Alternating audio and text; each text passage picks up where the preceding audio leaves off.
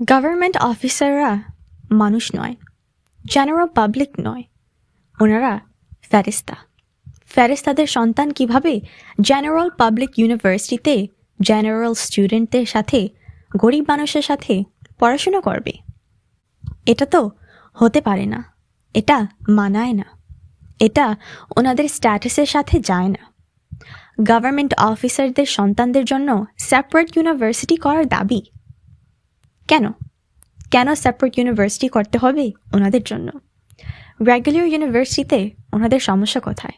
Public ইউনিভার্সিটিতে জনগণের সন্তানরা চান্স পায়, সাধারণ মানুষের সন্তান, গরিবের সন্তান, রিক্সাওয়ালার সন্তান, কাজের বুয়ার সন্তান, গার্মেন্টস শ্রমিকের সন্তান, সিকিউরিটি গার্ডের সন্তান।